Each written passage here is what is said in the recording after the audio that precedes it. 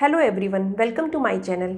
आज हम बात करने वाले हैं कि सी प्रोग्रामिंग लैंग्वेज, उसके अंदर जो हम कोड लिखते हैं उस कोड को कैसे एग्जीक्यूटेबल कोड के अंदर कन्वर्ट किया जाता है। उस प्रोसेस को आज हम डिटेल में समझने वाले। इस वीडियो को लास्ट तक ज़रूर देखें। तो compilation and execution in C. Compilation, अगर हम प्रोसेस की बात करें, जो सोर्स कोड यूज़र राइट कर रहा है, ठीक है, वो हमारा ह्यूमन रीडेबल फॉर्मेट में होगा।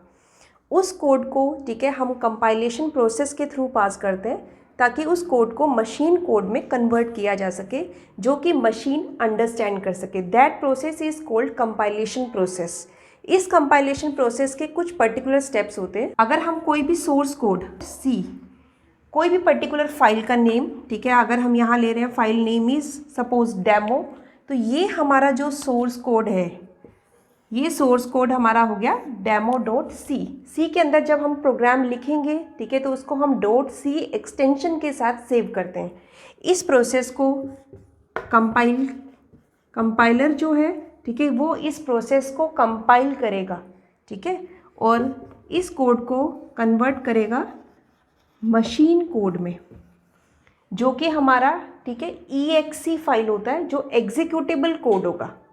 इस कंपाइलेशन प्रोसेस को समझने के लिए हमें ये 4 स्टेप्स को समझना है।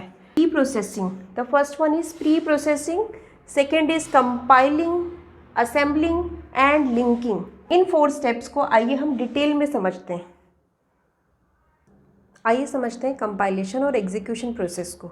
कंपाइलेशन और एग्जीक्यूशन प्रोसेस जो है, ठीक है, इसके अंदर हम सोर्स कोड फाइल को जो राइट कर रहे हैं, ये सोर्स कोड फाइल जो हमारी .c से सेव होगी, इसको हम कंपाइलेशन प्रोसेस के थ्रू पास करते हैं। ये कंपाइलेशन, ठीक है, उस सोर्स फाइल पे वर्क करेगा और आफ्टर दैट ये कोड हमारा कन्वर्ट होगा एग्जीक्यूटेबल फाइल में, एग्जीक्यूटेबल कोड में, जो हमारा स्टैटिक exe फाइल होता है। इसके बाद लोडर इस फाइल को, ठीक है, हमारे प्राइमरी मेमोरी में स्टोर करेगा। तब हमारी ये फाइल जो है वो डायनेमिक और रन टाइम एग्जीक्यूटेबल फाइल में कन्वर्ट होती है।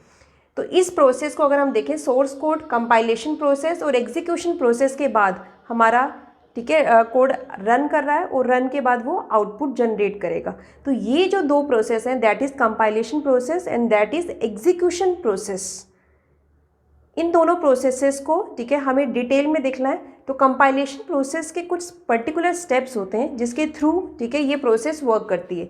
The first one is pre processor, second is compiler, third is assembler and fourth is linker. इन 4 को आज हम डिटेल में स्टडी करने वाले हैं इस पूरे डायग्राम से। ये कंपाइलेशन प्रोसेस के बाद, ठीक है, हमारा एग्जीक्यूटेबल प्रोसेस आएगा, जिसके अंदर हमारा स्टैटिक एग्जीक्यूटेबल फाइल डायनामिक के अंदर कन्वर्ट होती है, जो हमारी एग्जीक्यूट करेगी और आउटपुट जनरेट करेगी। Next is compilation. अब हम डिटेल में करते हैं। तो कंपाइलेशन प्रोसेस क्या है? कंपाइलेशन प्रोसेस जो है, ठीक है, इसको समझने के लिए हमें ये 4 स्टेप्स को डिटेल में समझना है। सबसे पहले हम अपना सोर्स कोड राइट करते हैं। ये सोर्स कोड हमारा किस में होगा? .c में। अगर हम सी की बात करें, प्रोग्रामिंग इन सी की हम बात कर रहे हैं, तो हमारा जो सोर्स कोड है वो .c से सेव होगा। सपोज हमें यहाँ पे एग्जांपल के लिए एक फाइल लिया हमने डेमो, ठीक है, demo.c से हमने अपने सोर्स कोड को सेव कर लिया। इस सोर्स कोड के अंदर हेडर फाइल्स भी इंक्लूड होंगी, हैश इंक्लूड, और हम इस तरह हेडर फाइल्स को मेंशन करते हैं, standard input output header files like stdio dot, ठीक है। एक हमारा मेन फंक्शन होगा, ठीक है, क्योंकि आपने पढ़ा है सी के अंदर जो प्रोग्रामिंग होती है उसमें एग्जीक्यूशन हमेशा मेन से स्टार्ट होता है और मेन पर ही एंड होता है, ठीक है, सिंगल एंट्री और एग्जिट पॉइंट होते हैं। तो यहाँ पर ये जो सोर्स कोड है, ठीक है, ये सोर्स कोड हमारा सी में लिखा है, ठीक है। तो demo.c that is the name of source code file, ठीक है। ये सोर्स कोड फाइल को हम कंपाइल कर रहे हैं। तो पहला स्टेप जो है कंपाइलेशन का, that is pre processor, the step 1। ये प्री प्रोसेसर से जब पास होगा तो प्री प्रोसेसर क्या वर्क करेगा? Pre processor name itself define, that means ये कंपाइलेशन से पहले प्रोसेस हो रहा है। प्री मीन्स पहले, ठीक है, पहले उसे प्रोसेस करना। तो कंपाइलेशन से पहले प्रोसेस करने का मीनिंग क्या है? यहाँ पर इसके कुछ पर्टिकुलर टास्क होते हैं। ये टास्क क्या है? हैश सिंबल्स को प्रोसेस करना। Hash symbol means like hash include stdio.h। जब हम अपना प्रोग्राम राइट करते हैं, ये लाइन हम सबसे टॉप पे देते हैं। तो हैश इंक्लूड मीन्स, ठीक है, कि इस फाइल को हम यहाँ पर इंक्लूड कर रहे हैं। तो हेडर फाइल्स को ये हमारे सोर्स कोड प्रोग्राम के अंदर इंक्लूड करता है। तो जितने भी हेडर फाइल्स जो हम प्री डिफाइंड फंक्शंस को यूज़ कर रहे हैं वो फंक्शंस किसी हेडर फाइल में इनबिल्ट होते हैं, ठीक है, जो ऑलरेडी डिफाइंड है। तो उनको यूज़ करने के लिए हम हेडर फाइल्स का यूज़ करते हैं और हेडर फाइल्स को हम अपने प्रोग्राम में इंक्लूड करते हैं। तो हैश सिंबल को ये प्री प्रोसेसर प्रोसेस करेगा। सेकेंड इज ये कमेंट्स को रिमूव करता है। क्लियर? तो ये प्री प्रोसेसर क्या करेगा, जो कमेंट्स हमारे प्रोग्राम की रीडेबिलिटी को इंक्रीज़ कर रहे थे, ठीक है, उसको जब ये प्रोसेस करेगा प्री प्रोसेसर, तो उन कमेंट्स की इसको नीड नहीं है, ठीक है। तो ये सोर्स कोड में से उस कमेंट्स स्टेटमेंट्स को रिमूव कर देगा। Next is macro expansion. ये मैक्रोज क्या है, ठीक है। मैक्रो को अगर हम समझें तो मैक्रो जो है वो कॉन्स्टेंट डिफाइन करने के लिए यूज़ होता है। इसको डिफाइन करने के लिए, ठीक है, हैश डिफाइन, ठीक है, ये यूज़ किया जाता है, हैश डिफाइन। अगर हम अपने प्रोग्राम में कोई भी ऐसी वैल्यू या एक्सप्रेशन चाह रहे हैं जिसे हम एक कांस्टेंट के साथ रिप्लेस कर दें, ठीक है, लाइक मैं अगर अभी एक वैल्यू को लेके चलते हैं, हैश डिफाइन लाइक पाई, PI, ठीक है, तो इसकी वैल्यू जो है वो मुझे पूरे प्रोग्राम में थ्रू आउट द प्रोग्राम 3.14 चाहिए। तो यहाँ पर इस पाई की वैल्यू को ये 3.14 से रिप्लेस कर देगा। तो दैट इज़ मैक्रो। तो ये मैक्रो एक्सपेंशन क्या है, ठीक है, एज अ वैल्यू और एज अ एक्सप्रेशन ये पूरी स्टेटमेंट्स को एक्सपेंड कर देता है। तो जहाँ जहाँ हैश डिफाइन, ठीक है, जैसे पाई वैल्यू यूज़ हो रही है तो वहाँ पर रेदर देन पाई 3.14 यूज़ होगा।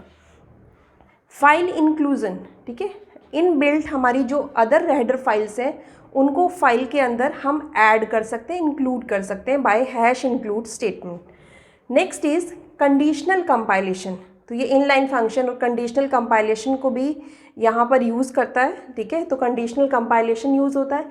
तो ये हमारा क्या है, pre processor, that is step 1। इस प्री प्रोसेसर का आउटपुट जो आएगा हमारा, वो आउटपुट क्या है, इंटरमीडिएट फाइल। ये इंटरमीडिएट फाइल हमारी .i एक्सटेंशन फाइल होती है। demo.i फाइल क्रिएट होगी, दैट इज़ इंटरमीडिएट फाइल। अब इस इंटरमीडिएट फाइल में कोई हैश यूज़ नहीं होता, ठीक है ना। हैश सिंबल यहाँ पर नहीं है क्योंकि हैश सिंबल प्री प्रोसेसर ने प्रोसेस कर लिया है, कमेंट्स को रिमूव कर दिया है। तो जो कोड हमें रिसीव होगा, ये जो इंटरमीडिएट फाइल है, इसमें कोई हैश और कमेंट्स नहीं होंगे।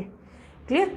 तो ये कंपाइलर स्टेप 2, ठीक है, ये कंपाइलर प्रोसेस, ये कंपाइलर एक हमारा सॉफ्टवेयर है जिसके थ्रू हमारा कोड जो है वो पास हो रहा है। यहाँ पर सिंटेक्स और वार्निंग एरर्स जो है, ठीक है, ये शो करेगा ये कंपाइलर प्रोसेस स्टेप 2 जो हमारा कंपाइलर है। इस कंपाइलेशन सॉफ्टवेयर के थ्रू, ठीक है, जब हमारा कोड इंटरमीडिएट फाइल हमारी पास हो रही है तो वो असेंबली कोड फाइल जनरेट करेगी, दैट इज़ demo.s, जो .s एक्सटेंशन से होगी।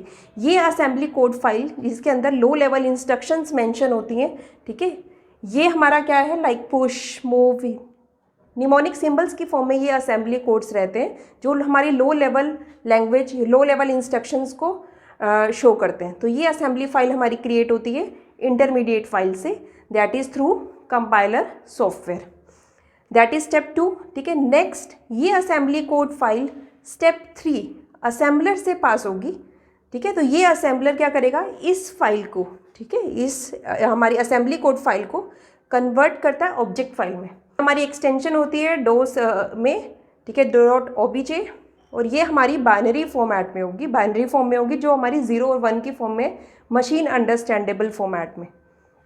तो ये असेंबलर कन्वर्ट करेगा असेंबली टू मशीन लैंग्वेज, ठीक। ये बाइनरी फाइल, ठीक है, पास होगी 4th स्टेप लिंकर में।